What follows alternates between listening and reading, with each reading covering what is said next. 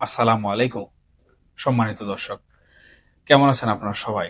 আশা করি বর্তমানে এই পরিস্থিতিতে আপনারা সবাই ভালো আছেন। দেখুন, রাজনীতির অন্দরমহল বড়ই বিচিত্র। এখানে যা দেখা যায় তা আসলে ঘটে না, আর যা ঘটে তা আমরা সাধারণ মানুষ অনেক সময় কিন্তু দেখতেই পাই না। আজকে এই মুহূর্তে আপনাদের সামনে এমন একটি বিষয় নিয়ে আমি হাজির হয়েছি, যা হয়তো আগামী কয়েক বছর দক্ষিণ এশিয়ার ভূ রাজনীতির গতি প্রকৃতি নির্ধারণ করে দিতে পারে। আপনারা নিশ্চয়ই জানেন, রাজনীতিতে শেষ কথা বলে আসলে কিছু নেই। আর ইতিহাসের পাতা উল্টালে আমরা কিন্তু দেখতে পাই, ক্ষমতাচ্যুত হয়ে ভিন দেশে আশ্রয় নেয়ার পরিণতি কখনো কখনো কতটা নাটকীয় এবং কতটা রহস্যময় হতে পারে। দেখুন, বর্তমানে আমাদের পার্শ্ববর্তী দেশ ভারতের রাজধানী দিল্লিতে বলা যায় রীতিমতো এক প্রকার কড়া নিরাপত্তার ঘেরাটোপে অবস্থান করছেন বাংলাদেশের সাবেক প্রধানমন্ত্রী শেখ হাসিনা।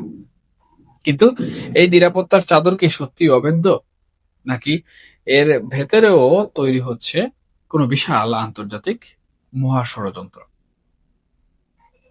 সুপ্রিয় দর্শক, সম্প্রতি ভারতীয় গণমাধ্যম নিউ দিল্লি পোস্টে সাংবাদিক এম এ হুসাইন একটি দীর্ঘ প্রতিবেদন প্রকাশ করেছেন। প্রতিবেদনটি সাধারণ কোনো খবর নয়, এটি ভারতের মাটিতে বসে থাকা একজন হাই প্রোফাইল রাজনৈতিক আশ্রিতের জীবনের উপর এমন এক হুমকির কথা বলছে, যা শুনলে আমি ব্যক্তিগতভাবে মনে করি যে কারো চোখ কপালে উঠতে বাধ্য। সেখানে অত্যন্ত স্পষ্ট ভাষায় দাবি করা হচ্ছে যে শেখ হাসিনাকে হত্যার জন্য একটি ভয়ঙ্কর ত্রিভুজ চক্র বর্তমান সময়ে অ্যাক্টিভেটেড রয়েছে এবং তারা কাজ করছে। আর অবাক করার বিষয় হলো, এই চক্রের সাথে নাকি জড়িয়ে আছে খুদ তুরস্কের শক্তিশালী গোয়েন্দা সংস্থা MIT, পাকিস্তানের কুখ্যাত সংস্থা ISI এবং বাংলাদেশের ভেতরে থাকা কিছু উগ্রপন্থী সংগঠন। একটু চিন্তা করে দেখুন দর্শক, কোথায় তুরস্ক, কোথায় পাকিস্তান, আর কোথায় ভারত। এই বিশাল ভৌগোলিক দূরত্বকে হার মানিয়ে একটি নিখুঁত অপারেশন চালানোর চেষ্টা হচ্ছে, যার মাঠ পর্যায়ের মূল কুশীলব হিসাবে নাম এসেছে জিম বা মোহাম্মদ জুবাইদ জিম নামের এক বাংলাদেশি। সুপ্রিয় দর্শক, এই জিম কিন্তু যেন তেন কেউ নয়। বাংলাদেশ নৌবাহিনী থেকে তার নানা অপকর্মের দায়ে বহিষ্কৃত এই ক্যাডেট নাকি মেয়াদোত্তীর্ণ ভিসা নিয়ে সম্পূর্ণ বেআইনিভাবে বর্তমান সময়ে ভারতে অবস্থান করছেন। শুধু তাই নয়, সে কখনো নিজেকে প্রটোকল অফিসার, কখনো বা সেনাবাহিনীর একজন মেজর হিসাবে ভুয়া পরিচয় দিয়ে শেখ হাসিনার আশেপাশে অত্যন্ত সংবেদনশীল তথ্য সংগ্রহ করছে। এই প্রতিবেদনে আরও কিন্তু দাবি করা হয়েছে যে জিমের স্ত্রী গত বছর একাধিকবার তুরস্কে গিয়ে সেই দেশের গোয়েন্দাদের সাথে গোপন সল্লা পরামর্শ করে এসেছে। এই তথ্যগুলো কিন্তু সাধারণ কোনো নজরদারির কথা বলে না, বরং একটি বৃহত্তর আন্তর্জাতিক ব্লুপ্রিন্ট বা নীল নকশার এখানে ইঙ্গিত দেয়। দর্শক, এখন আপনার মনে প্রশ্ন জাগতেই পারে, তাদের মূল উদ্দেশ্য আসলে কি? উদ্দেশ্য কিন্তু শুধুই একজন সাবেক প্রধানমন্ত্রীকে হত্যা করা নয়, এর পেছনে রয়েছে এক ঢিলে দুই পাখি মারার অত্যন্ত সুনিপুণ এক গভীর পরিকল্পনা। প্রথমত, শেখ হাসিনাকে চিরতরে সরিয়ে দেয়া, আর দ্বিতীয়ত এই হত্যাকাণ্ডের দায় ভারতের গায়ে চাপিয়ে দিয়ে আন্তর্জাতিক অঙ্গনে ভারতের এত অহংকারের যে নিরাপত্তা ব্যবস্থা তাকে চূড়ান্তভাবে প্রশ্নবিদ্ধ করা। পুরো বিশ্ববাসীকে এটা চোখে আঙ্গুল দিয়ে দেখিয়ে দেয়া যে ভারত তার নিজের মাটিতে একজন হাই প্রোফাইল রাজনৈতিক আশ্রয় প্রার্থীকেই নিরাপত্তা দিতে চরমভাবে ব্যর্থ। সুপ্রিয় দর্শক, এই জায়গাটিতে আমাদেরকে কিন্তু একটু গভীরভাবে, একটু ভিন্ন দৃষ্টিকোণ থেকে ভাবতে হবে। শেখ হাসিনার নিরাপত্তার দায়িত্ব বর্তমানে সম্পূর্ণভাবে ভারত সরকারের কাঁধে।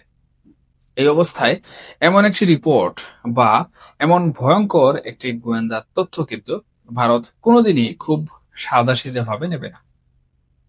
আমরা ইতিমধ্যেই দেখেছি বাংলাদেশ সরকারের পক্ষ থেকে শেখ হাসিনাকে দেশে ফিরিয়ে আনার জন্য যখনই কোনো কথা বলা হয়েছে বা কোনো কথা উঠেছে অথবা আইনি প্রক্রিয়ার কথা বলা হয়েছে, ভারত তা অত্যন্ত সুকৌশলে এবং বারবার এড়িয়ে যাচ্ছে বা গেছে।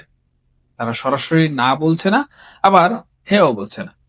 কিন্তু এখন নিউ দিল্লি পোস্টের এই যে রিপোর্ট, এই যে হত্যার ষড়যন্ত্রের এত বড় চাঞ্চল্যকর তথ্য, এর ফলে কিন্তু ভারতের হাতে তাকে ফেরত না দেওয়ার একটি মোক্ষম আইনি ও নৈতিক তাস কিন্তু এখানে চলে এসেছে। দেখুন সুপ্রিয় দর্শক, শেখ হাসিনাকে ফেরত পাঠানোর বিষয়টি এখন তারা চাইলেই নিরাপত্তার শঙ্কার কথা বলে অনন্তকালের জন্য কিন্তু ঝুলিয়ে রাখতে পারে। আন্তর্জাতিক মহল যখন দেখবে যে খোদ দিল্লিতেই তিনি আসলে নিরাপদ নন, সেখানে বাংলাদেশে ফেরত পাঠালে তো তার জীবনের ন্যূনতম কোনো নিশ্চয়তাই থাকবে না। ফলে তাকে ফেরত পাঠানোর যে চাপ, সেটা কিন্তু ভারতের জন্য এখন অনেকটাই হালকা হয়ে গেল। এটা খুবই স্বাভাবিক বুঝার বিষয়। উল্টো আন্তর্জাতিক মুরলদের জন্য এটি এখন নতুন এক চিন্তার কারণ হয়ে দাঁড়াবে। তাহলে প্রশ্ন আসে, শেখ হাসিনা কি সারা জীবন এভাবেই লুকিয়ে ভারতেই থেকে যাবেন? দেখুন, একজন পুরখাওয়া রাজনীতিক হিসাবে তিনি কিন্তু খুব ভালো করে জানেন রাজনীতিতে আসলে এভাবে লুকিয়ে থাকার কোনো ইতিহাস নেই। দেশে ফিরে আওয়ামী লীগের হাল ধরে আবার সক্রিয় রাজনীতিতে প্রবেশ করা ছাড়া তার নিজের এবং দলের ভবিষ্যৎ কোনোভাবেই কিন্তু সুরক্ষিত হতে পারে না। কিন্তু এখানেই আসে সবচেয়ে বড় এবং নির্মম প্রশ্নটি, নিরাপত্তা। দেশে ফিরলে তিনি আসলে কতটা নিরাপদ? আমরা যদি একটু অতীতে ফিরে তাকাই, সেই 2004 সালের 21 আগস্টের গ্রেনেড হামলার কথা কি আমরা ভুলে গেছি? সেদিনের সেই ভয়াবহ রক্তপাত প্রমাণ করে যে রাষ্ট্র ক্ষমতায় না থাকলে এই দেশে রাজনৈতিক নেতাদের, বিশেষ করে শেখ হাসিনার নিরাপত্তা আসলে কতটা ঠুনকো। এখন সুপ্রিয় দর্শক, আমি মাঝখানে তুরস্ক এবং পাকিস্তান বা তাদের সক্রিয় সদস্যদের নিয়ে যে কথাটা বললাম, এই প্রসঙ্গে আরেকটি গুরুত্বপূর্ণ কথা আপনাদের অবগত করতে চাই। এটা কিন্তু মুদ্রার উল্টো পিঠে পড়ে, যে মুদ্রার উল্টো পিঠটা আমরা একটু পর আলোচনা করার চেষ্টা করব। দেখুন, শেখ হাসিনা বর্তমানে ভারতে অনেক নিরাপদ আছেন এবং সেই নিরাপত্তা বেষ্টনীর টোপকে তার কোনো ক্ষতি করা এখন পর্যন্ত কিন্তু সম্ভব হয়নি। এতটা কঠোর নিরাপত্তায় আছেন যে ভারত সরকার এখন পর্যন্ত কিন্তু তাকে সরাসরি ক্যামেরার সামনে এসে ভিডিও কনফারেন্সে কথা বলতে পর্যন্ত দেয়নি, অথবা তিনি সেটি করতে পারেননি। এখন ভারত থেকে যদি শেখ হাসিনাকে এই নিরাপত্তা বা হত্যার ঝুঁকি দেখিয়ে কোনোভাবে তৃতীয় কোনো দেশে চলে যেতে বাধ্য করা হয়, তাহলে শেখ হাসিনা এবং আওয়ামী লীগকে সম্পূর্ণভাবে ধ্বংস করা একটি শ্রেণীর পক্ষে একদম সহজ কাজ হয়ে দাঁড়াবে। এবং মূলত মুদ্রার উল্টো পিঠে এই চালটি শেখ হাসিনার বিরোধী পক্ষের লোকজন করতে চাইছে, যাতে করে ভারতের নিরাপত্তা নিয়ে কোনো ধরনের প্রশ্ন না উঠে এবং ভারতও এই বিষয়টিকে শক্তভাবে দেখে শেখ হাসিনাকে তৃতীয় কোনো দেশে চলে যেতে বাধ্য করে বা চলে যেতে সাহায্য করে। তাহলে কিন্তু শেখ হাসিনার যেমন গেম ওভার করা সহজ হবে, ঠিক একইভাবে আওয়ামী লীগেরও কিন্তু গেম ওভার করা একদম সহজ হয়ে যাবে। দেখুন সুপ্রিয় দর্শক, ইতিহাস এবং বাস্তবতার নিরিখে এটা খুব পরিষ্কারভাবে বলা যায়, রাষ্ট্রীয় ক্ষমতায় অধিষ্ঠিত না হওয়া পর্যন্ত শেখ হাসিনার জীবনের উপর থেকে এই সংখ্যা কিন্তু কখনোই কাটবে না। কিন্তু এত বড় এক গণ অভ্যুত্থানের পর, এত রক্তের পর আবারও জনগণের মন জয় করে ক্ষমতায় ফিরে আসাটাতে বর্তমান প্রেক্ষাপটে কতটা পাহাড় সম কঠিন কাজ, তা বোধ হয় এখানে আর আলাদা করে বিশ্লেষণ করার কোনো প্রয়োজন পড়ে না, বা বিশ্লেষণ করার কোনো দরকারই বা নেই। তবে প্রিয় দর্শক, আসুন এবার আমরা সেই মুদ্রার উল্টো পিঠটা একটু দেখার চেষ্টা করি। রাজনীতির মাঠে অনেক সময় যা দেখানো হয় তা আসলে দর্শকদের দৃষ্টি অন্যদিকে ঘোরানোর জন্য এক ধরনের জাদুকরী কৌশল ছাড়া আর কিছুই নয়। দর্শক, একটু তলিয়ে ভাবুন তো, এই যে এত বড় আন্তর্জাতিক ষড়যন্ত্র, এত গোয়েন্দা সংস্থার নাম, জিমের মতো একজন বহিষ্কৃত ক্যাডেটের এত বড় এক নেটওয়ার্ক চালানোর গল্প, এই তথ্যগুলো কি সত্যি ফাঁস হয়েছে, নাকি অত্যন্ত সুচিন্তিতভাবে ফাঁস করা হয়েছে? দেখুন, পর্দার আড়ালের রাজনীতিতে কিন্তু এমন অনেক কিছুই ঘটে যা আমরা সাধারণ মানুষ সাধারণ চোখে কখনোই দেখতে পাই না। এমন তো হতেই পারে যে শেখ হাসিনাকে দেশে ফেরত পাঠানোর জন্য আন্তর্জাতিক ও অভ্যন্তরীণ যে ক্রমবর্ধমান চাপ তৈরি হচ্ছিল, সেটাকে চিরতরে চাপা দেওয়ার জন্যই এই পুরো ছকটি কষা হয়েছে। দর্শক, আন্তর্জাতিক মহলকে এক বিশাল চিন্তার সাগরে ডুবিয়ে দিয়ে ভারতের জন্য হাসিনাকে নিজেদের কাছে নিরাপদে রেখে দেওয়ার একটা বৈধ, অকথ্য এবং মানবিক যুক্তি দাঁড় করানোর জন্যই কি এই হত্যা ষড়যন্ত্র তত্ত্বের জন্ম দেওয়া হয়নি? এই প্রশ্নের উত্তর সরাসরি দেওয়া হয়তো কঠিন, কিন্তু ভূ রাজনৈতিক খেলায় এই সম্ভাবনাকে আপনি কোনোভাবেই উড়িয়ে দিতে পারবেন না। এটি হতে পারে ভারতেরই একটি সূক্ষ্ম মাস্টার স্ট্রোক, যার মাধ্যমে তারা একদিকে নিজেদের দীর্ঘদিনের মিত্রকে রক্ষা করছে, তাদের উপর থেকে দায় সরাচ্ছে, অন্যদিকে আন্তর্জাতিক চাপকেও অত্যন্ত সুনিপুণভাবে পাশ কাটাচ্ছে। কিন্তু প্রশ্ন হচ্ছে, এতে আওয়ামী লীগের আসলে কি লাভ? দেখুন সুপ্রিয় দর্শক, ভারত ব্যতীত বর্তমান সময়ে আওয়ামী লীগকে কিন্তু কোনো রাষ্ট্রই আশ্রয় দিচ্ছে না। যারা অন্যান্য দেশে পালিয়ে গেছেন তারা কিন্তু নিজ দায়িত্বে পালিয়ে গেছেন। কিন্তু আন্তর্জাতিক মহল যে বিষয়টি জানে, বা আন্তর্জাতিক রাজনীতির অঙ্গনে যে বিষয়টি ব্যাপকভাবে প্রচলিত আছে, সেটি হচ্ছে ভারত শেখ হাসিনাকে আশ্রয় দিয়েছে রাজনৈতিকভাবে। শুধু শেখ হাসিনাকে নয়, আওয়ামী লীগের শত শত হাজার হাজার নেতা কর্মী, সাবেক এমপি মন্ত্রীদের ভারত রাজনৈতিক আশ্রয় দিয়েছে। এমত অবস্থায় যদি শেখ হাসিনা ভারতে অবস্থান করেন এবং বর্তমান সময়ে তিনি যেভাবে আওয়ামী লীগের হাল ধরে ভারতে অবস্থান করে, সেটা অডিও কলে হোক কিংবা গোপন আলোচনার মাধ্যমে হোক, দলকে সক্রিয় করার এবং সাংগঠনিকভাবে তৎপর করার চেষ্টা করছেন। তিনি যদি ভিন্ন কোনো দেশে চলে যান বা ভারত ছেড়ে অন্য কোথাও চলে যান, তাহলে এটি কিন্তু করা ওনার জন্য অনেক চ্যালেঞ্জিং হবে। এই পরিবেশটাতে উনি বর্তমানে একটা সেটেলড অবস্থায় রয়েছেন। নতুন পরিবেশে গিয়ে ওনাকে সেটেলড হতেও কিন্তু সময় লাগবে। তাছাড়া নতুন দেশে নতুন আইন, নতুন সরকার আদৌ এই আন্তর্জাতিক মহলের চাপে এই বিষয়গুলো তাকে দিবে কিনা, এই সুযোগ সুবিধাগুলো তাকে দিবে কিনা, এটাও কিন্তু একটি প্রশ্নের বিষয়।